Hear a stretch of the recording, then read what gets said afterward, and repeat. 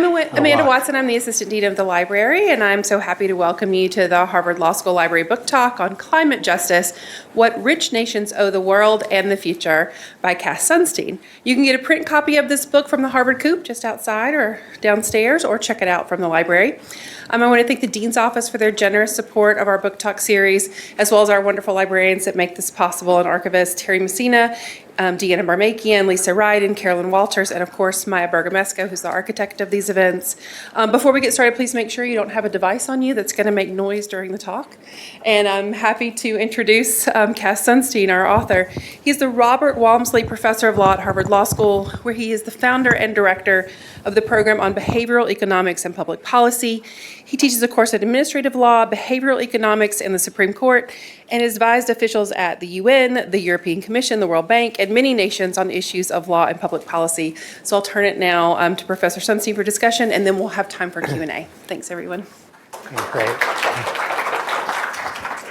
Okay, so it's a complete thrill to see such a turnout, and it's especially a thrill to see such a turnout because I'm conscious that my timing maybe isn't exactly perfect.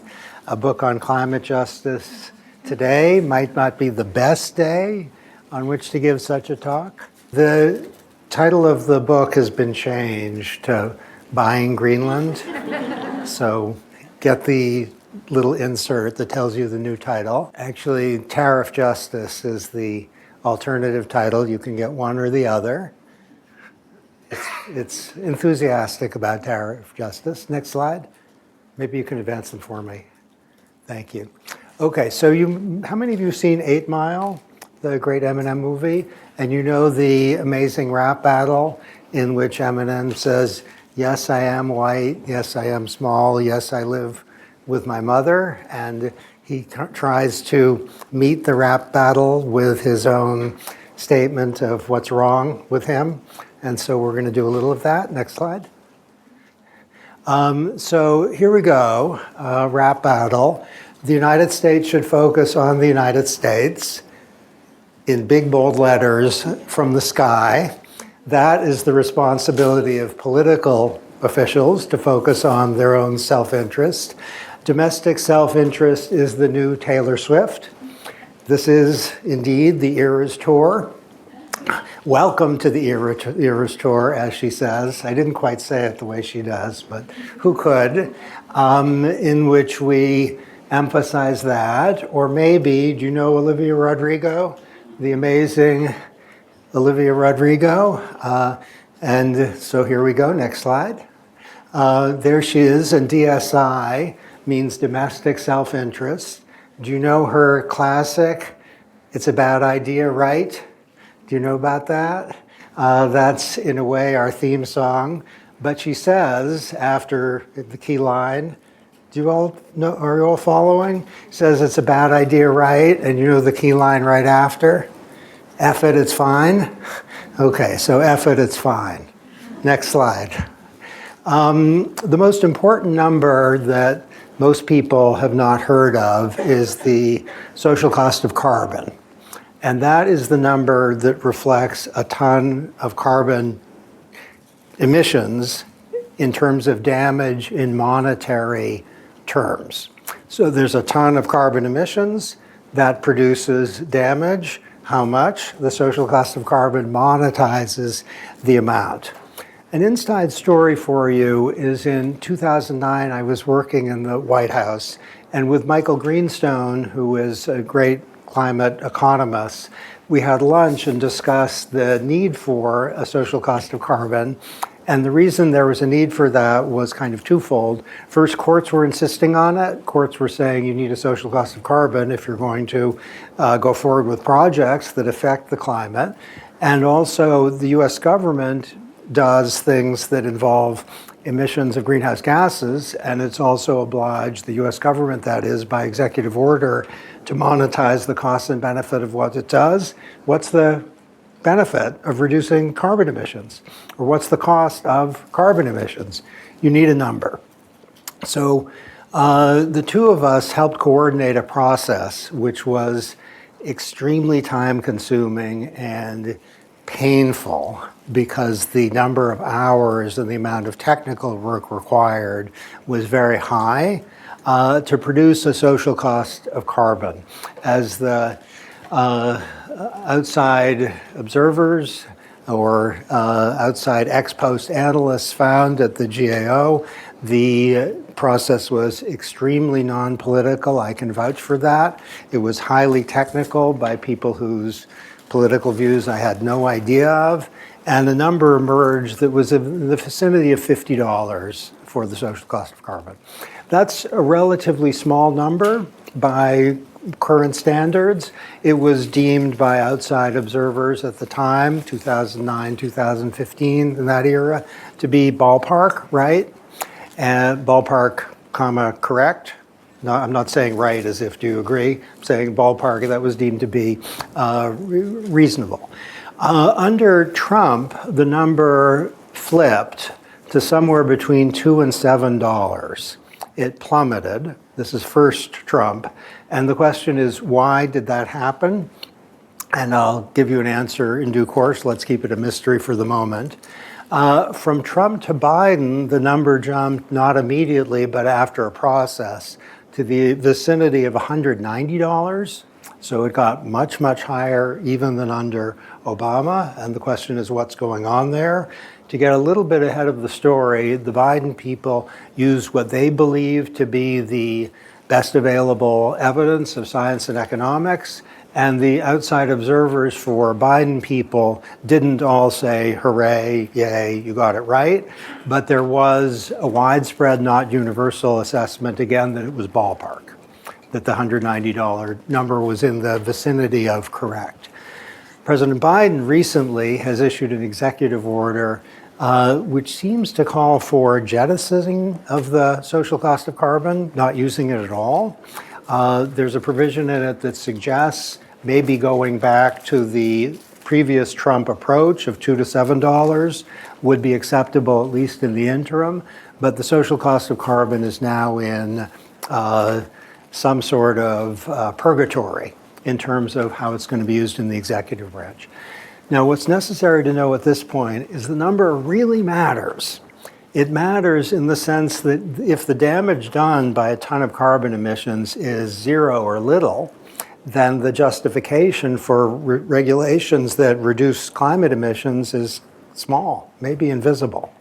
And the justification for regulations that eliminate regulations that reduce climate change emissions, that's very strong.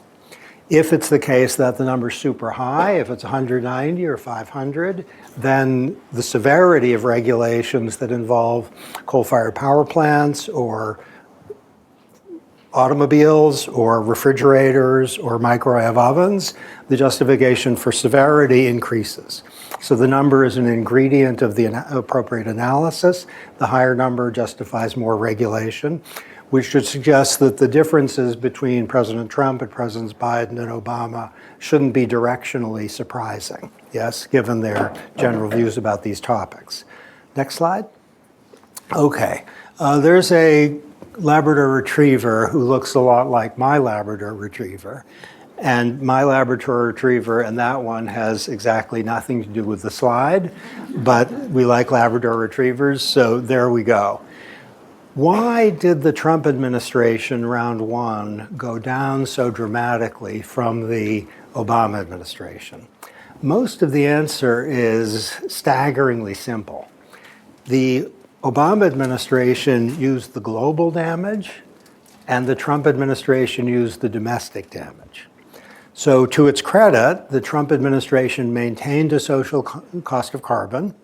To its credit or not, and we'll get there in a moment, the Trump administration thought DSI, domestic self-interest, that what matters when the United States regulates is what happens to American citizens, not what happens to citizens in India or Brazil or the United Arab Emirates. We focus on our own people, not on other people.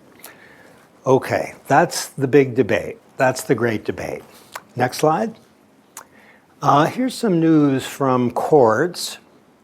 the Trump administration's decision to use the domestic number was struck down by a lower court on the ground that it was arbitrary, meaning it hadn't been based in any kind of adequate justification. And you could think the Trump administration was right in the end, but it hadn't adequately justified itself. That's a possible view.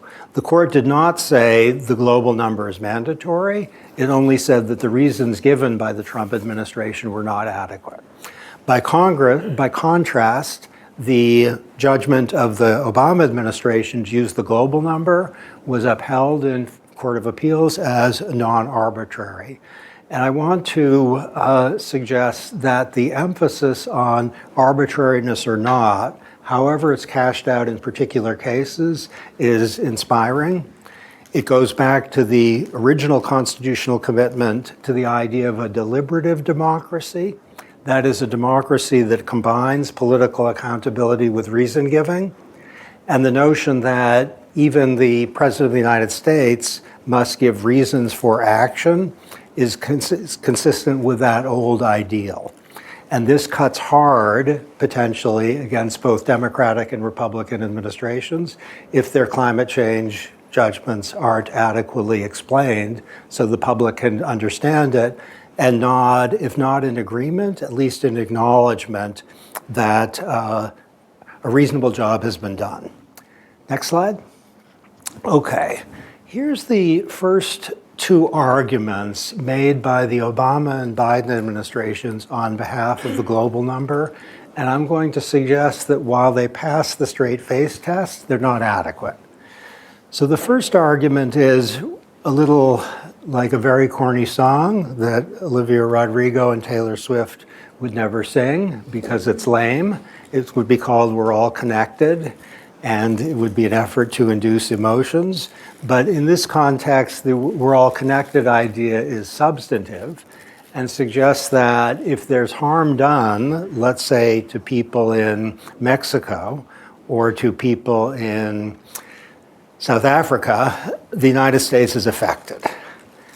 The claim is that the United States is affected first because there are Americans living in Mexico and South Africa, and second because bad things that happen in Mexico and South Africa end up harming Americans, either through migration or through interconnected economic relationships or through adverse effect on American investors or employees or bosses who are connected with those entities.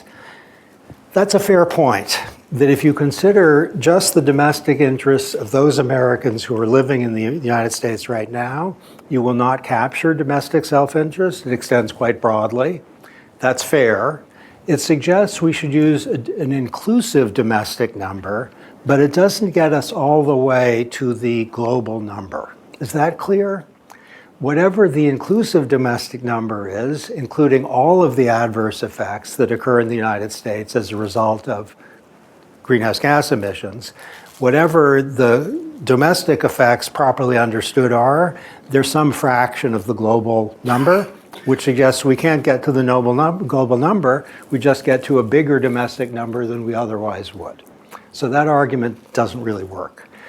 The second argument offered by the Obama administration in particular, but also signaled by the Biden administration, is that scientists and economists have some clarity, not perfect by any means, but some clarity on the global damage done by climate change. They don't have sufficiently fine-grained data to get us data, on one view, of the likely harm done over the course of decades to particular countries. So what's going to happen to Canada or Australia or New Zealand is less well known than what's going to happen globally. And many people say that's true, which suggests that any specification of the domestic number is super speculative. Fair. Even so, the global number is not justified by an absence of information about the country-specific number. Whatever the national harm done by climate change, it's 1 over X. We don't know exactly what X is, but it's not X. And the global damage is X. It has to be some fraction of X. Now, there are ways we can come up with proxies. We could use our GDP compared to the world's GDP, or we could use our population compared to the world's population. Those would be crude, but they'd be a first cut. They'd be much better than using the global number, which wouldn't be comparable to the domestic number on any account. Okay, so with respect to these two arguments for the global number, the right word is not the title of any song that I know, though it is probably the title of some song, Problems. Next slide. Okay, here's a different argument for the global number. Let's call it moral cosmopolitanism. Now let's talk about two versions of moral cosmopolitanism. The first is rooted in a moral judgment that every human being counts equally, and whether you're born in Singapore or France or Cuba, you don't count less by virtue of the place where you're born. Some philosophers hold this view, and it would suggest a strongly aggressive approach to foreign aid, meaning do a lot. There's a second face of moral cosmopolitanism, which is more cautious, which says that even if the United States owes its moral obligations principally to American citizens, the United States does wrong if it hurts people in other countries. This is not foreign aid, it's prevention of torts. If Mexico poisoned Texans, the argument would go, Mexico has to stop, not because Mexico needs to treat Texans the same as it needs to treat people who live in Mexico City, but because it's inflicted a moral harm, as the hypothetical suggests, on Texans. There's a big difference between a claim of moral cosmopolitanism justifying foreign aid and a claim of moral cosmopolitanism justifying a ban on foreign harm. And let's just say a big hooray for no foreign harm. Also, maybe for some degree of foreign aid on moral grounds, but that's different. It's a different kind of argument. So the argument for the global number is that if one country imposes harm on the citizens of other countries, it needs to stop, or it needs to give them compensation for the harm that's been caused, because those people count. Next slide. Here's the fourth argument, the third kind of category of the argument for the use of the global number for the social cost of carbon. Let's notice that if every nation on the planet used the domestic number, every country on the planet would be hurt badly. If China used the domestic number for the cost of carbon emissions, then it would not include in its assessment of what to do the harm done to the rest of the world. If Germany was indifferent to the harm it causes to people in the rest of the world from its emissions, then the rest of the world would be hurt. This is an argument from Reciprocity. It suggests that climate change is a prisoner's dilemma, and the argument is that the use of the global number is not justified by moral cosmopolitanism or any kind of altruism, or even in a desire to prevent harm by one country to another, but a desire to solve the prisoner's dilemma to prevent harm, in the case at home, to Americans. If Americans use the global number, they tend to move the world toward a situation in which everyone else does, and that is emphatically in the interests of the American people. So the claim is, vindicated by some evidence that we have, that domestic self-interest turns out to be an ally of use of the global number. So we might say loud and proud, domestic self-interest is the foundation for our judgment, and we use the global number in order to protect the American people who'd be at risk if the rest of the world's nations didn't consider the harm they're doing to the rest of the world from their emissions. Now, there's a problem with this argument, which if the United States uses the global number, there's no guarantee that other nations will use the global number. It doesn't solve the collective action problem.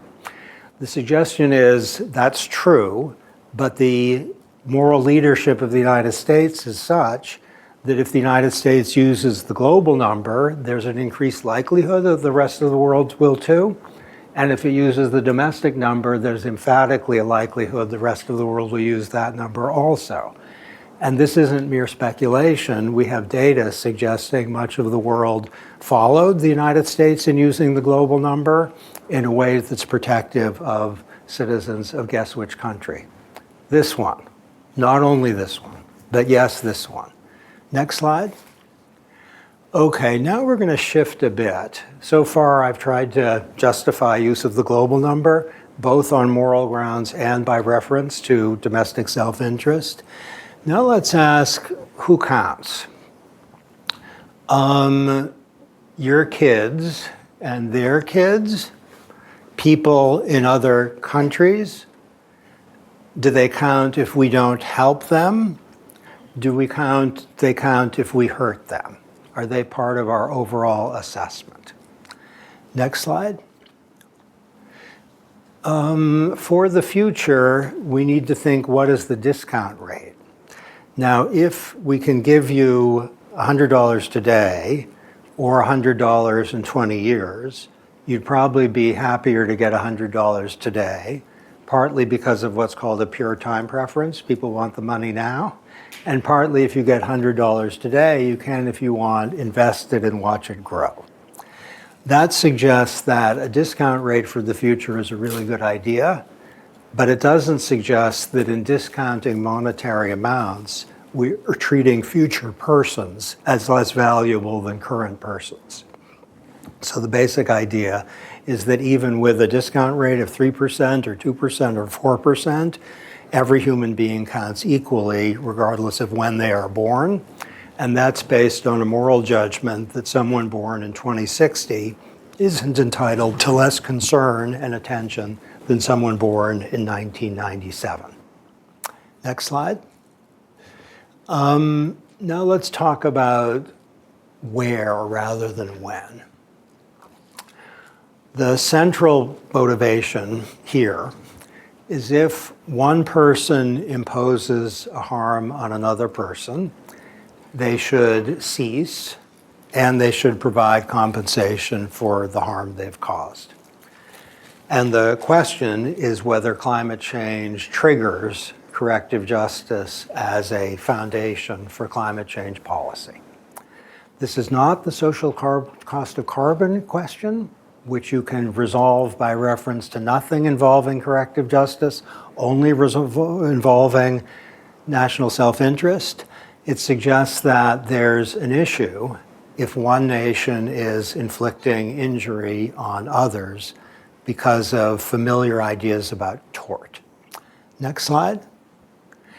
There's also an issue about distributive justice, where people in poor nations are struggling a lot more than people in wealthy nations, other things being equal, which has kind of two faces.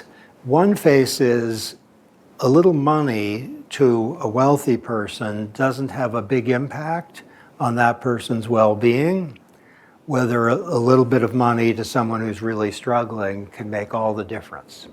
So even if we don't care at all about who's rich and who's poor, we don't care at all about the distribution of well-being, we can increase well-being by taking resources from people who have plenty and giving them to people who have little or nothing. Distributive justice simply might lead in the same direction, saying that if people through circumstance end up as living in misery, there but for the grace of God, etc., and it's the right thing to do to help them. So the question is, how does this apply to climate justice? Next slide. Okay, now we have to talk about brass tacks. Who contributed most to climate change? This is knowable. In terms of the stock of greenhouse gas emissions, it's the United States that's contributed most.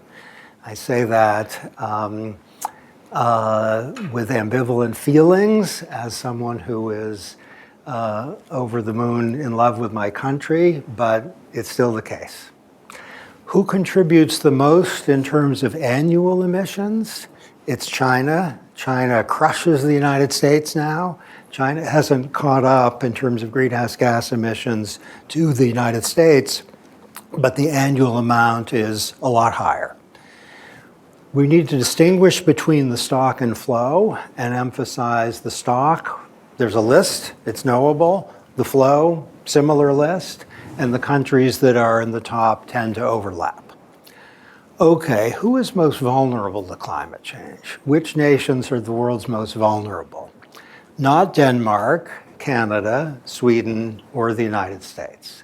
They aren't highest in vulnerability, partly because they're comparatively wealthy and more insulated, and partly because those nations are less dependent on agriculture, which means that the economic stress of climate change is going to be felt less, in all likelihood. Next slide. Okay, here's a picture of a nation that's experiencing flooding. Pakistan is a nation that recently experienced terrible flooding, and nations all over the world are vulnerable to extreme heat, flooding, drought, and wildfire. And the vulnerability of poor nations, and here's the cruel irony, less responsible than other nations for the climate change problem, greatly exceeds that of the vulnerability of the nations that are responsible principally for the climate change problems. So we have an asymmetry of a very unwelcome sort, where the beneficiaries of climate change generating activity are principally insulated from climate change, not completely by any means, but compared to poorer nations, and poorer nations least responsible for the problem are most vulnerable to it. Next slide. Okay, so a kind of rough and ready conclusion is if one person harms another, cease and pay. If one nation harms another, it's broadly analogous, and the same conclusions follow. Here, the corrective justice judgment is fortified by the distributive justice point. So they kind of march hand in hand, if this is clear. And the question is, what does morality require? And offhand, that's not a hard question. Next slide. Now we're going to have some serious complications questioning the offhand judgment and suggesting that it's a little too brisk. The first is, in the national context, who's the wrongdoer exactly? There are a lot of people in the United States who are not properly described in any sense as wrongdoers, and maybe that population isn't a lot lower than the total population. The word wrongdoer is a harsh word. The relevant people may have contributed hardly at all to the climate change problem. They might be struggling economically themselves. And it's also the case with respect to the victims that plenty of people in countries that are poor are themselves not poor, and plenty of them are pretty well insulated from the climate change problem. So this is a suggestion that the person-to-person context, the tort analogy, runs into an objection from the sheer number of persons in wealthy nations who are not properly described as wrongdoers, and the number of people in poor nations who are properly not described as victims. Those complicate the analogy.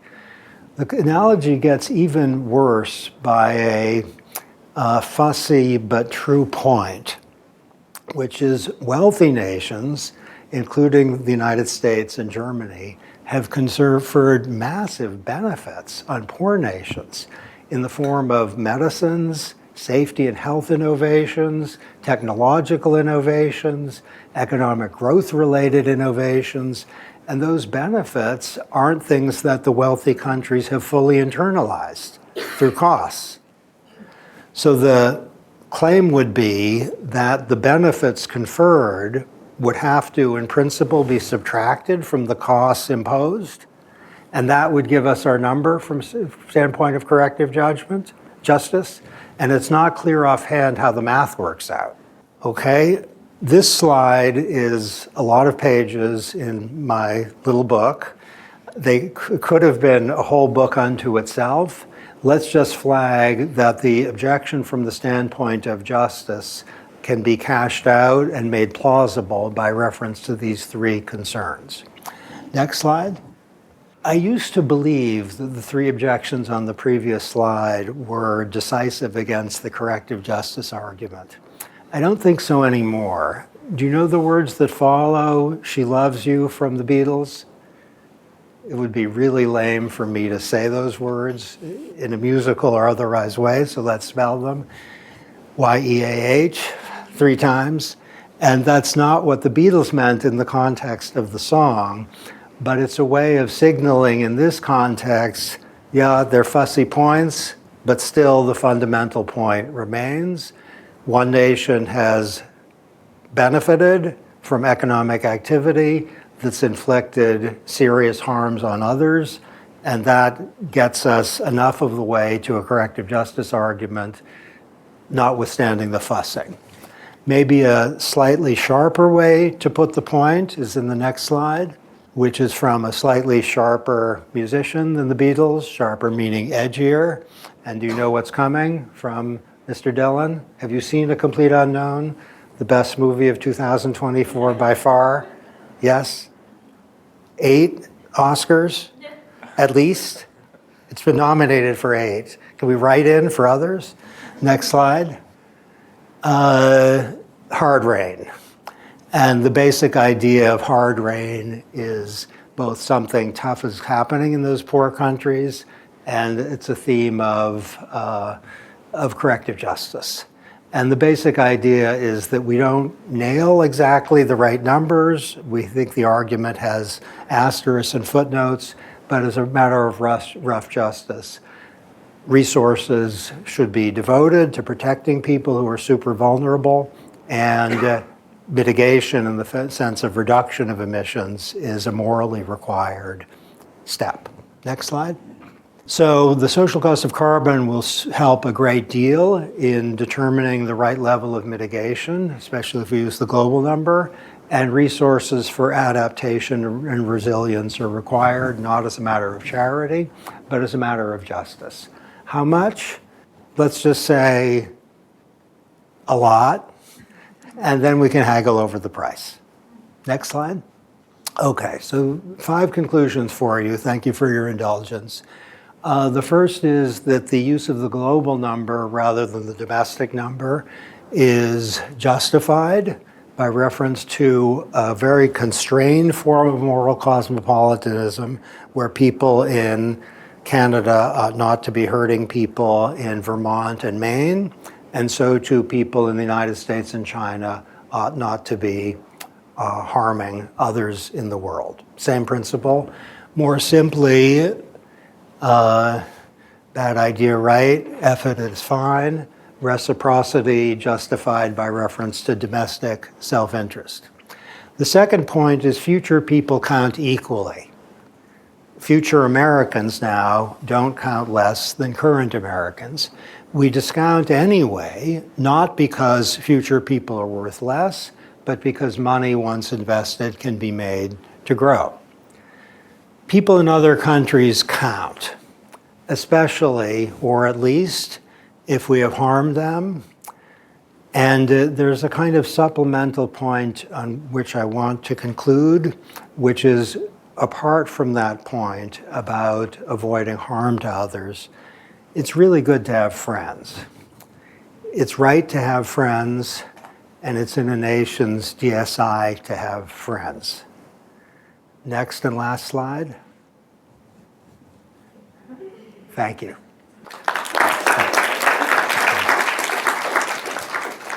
Thank you so much, Professor. We have time for a couple audience Q&A questions. So my colleagues are going to be coming around with microphones. If you have a question for Professor Sunstein, please raise your hand and we'll come to you with a microphone. If you're logged on to Zoom today, please use the Zoom Q&A function and my colleague will ask your question on your behalf. Thank you, Professor Sunstein, for a great talk. My question concerns your concept of the wrongdoer in your slides.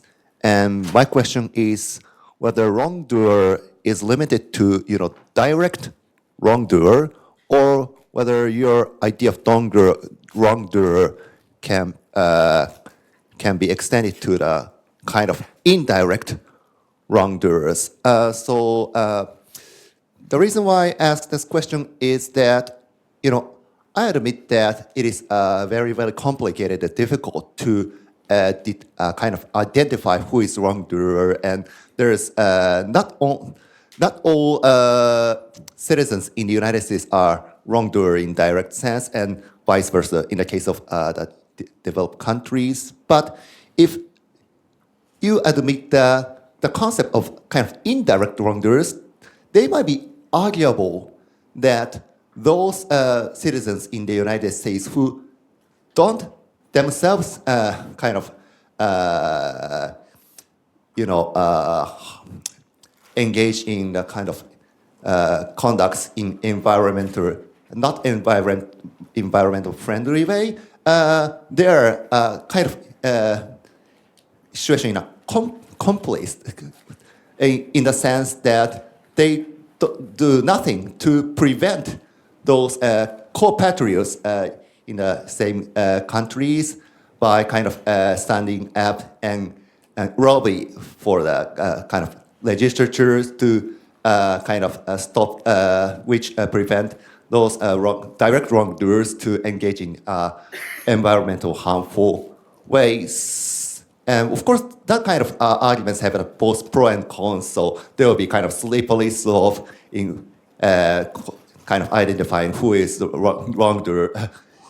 But I'm curious about what do you think about how to interpret the wrongdoers, whether it is extendable to the indirect or complex matter. Okay, it's a great question. So the word wrongdoer, we might mean in a moral sense, did a wrong, so they deserve some kind of moral opprobrium. You want to be very careful about that in this context. The other idea is wrongdoer, the word doesn't easily go in this direction, but work with me here. Wrongdoer meaning someone who is responsible for, in some sense, harms done to others. Now, to say that people who observed and didn't do anything about emissions by others are wrongdoers in the moral sense, I think that's very hard. Are they morally to blame? Not a whole lot. They're living their lives. Even to say that ordinary people in, let's say, Canada, who are emitting greenhouse gas emissions because they have fuel-inefficient cars, to call them wrongdoers, I think that's harsh. What's their state of mind? Are they thinking, I want to hurt other people and that's why I got the fuel-efficient car? That would be extremely surprising. Are they thinking, I know I'm hurting people in other countries and I don't care? That would also be surprising. So what's the idea of the relevant state of mind that would justify the characterization of them as wrongdoers? I think it's very hard to produce one. So wrongdoer, I love the question because it puts pressure on what's meant by this. I think the word has a morally infused character that I don't love in this context. All I'd say is wrongdoer in the sense of recognizing a country at least, call it Canada, I love Canada, but call it Canada. I don't want to call it the United States as an American, because Canada has imposed harms. And that's why a global social cost of carbon makes sense for Canada. And that's why Canada thinking if people are struggling a lot because of emissions that we've produced, we as a nation have produced, morality requires we help. How much? Not nothing. The entire GDP of Canada? That would be preposterous. And now we're talking about a more manageable and less theoretical question that would take on board practical trade-offs. And it might be, Canada says, a lot more than $1, but a lot less than and then name a number that's big but not that big. At least then there's a recognition that if people in Pakistan or the Central African Republic are in deep trouble, economically and otherwise, in part by emissions, justice requires something. And if the world got there, that would be really great. We have a question from Zoom that's come in. It is, this moment in U.S. national politics is militating in exactly the opposite direction of your argument. What politically can we do to swing the pendulum back towards believing in the importance of doing good and making friends? Okay, so speaking of Bob Dylan, if someone released a book about the amazingness of folk music the day after Dylan went electric, the timing would be really terrible. Meaning Dylan, when he went electric at Newport, now this is, if you're not familiar with this, I'm glad you're at this talk. That was a moment in which he abandoned folk music and went rock and roll. And the day after that, the world changed, and a book about folk music on the day after that would seem a little bad timing. So here we go, climate justice. It's going to be the case, either in this administration or some future administration, that recognition of the risks imposed by climate change are causing human harm that it's in the interest of the United States to address because it doubles back on us, and human harm that it's right for the United States to address. So if you can save a bunch of people at extremely low cost, you probably ought to do that. If it would take an enormous cost to save people in other countries, well, maybe you ought not to do that. Basic obligation of a nation's politicians are to the nation. But each of us, through what we say and what we do, can move our country. And the fact that the country is where it is now, this could be said at any point in the last 200 plus years, is a product of choices of the American people. Up to us. Unfortunately, that's all that we have time for today. If we could thank Professor Sunstein one more time.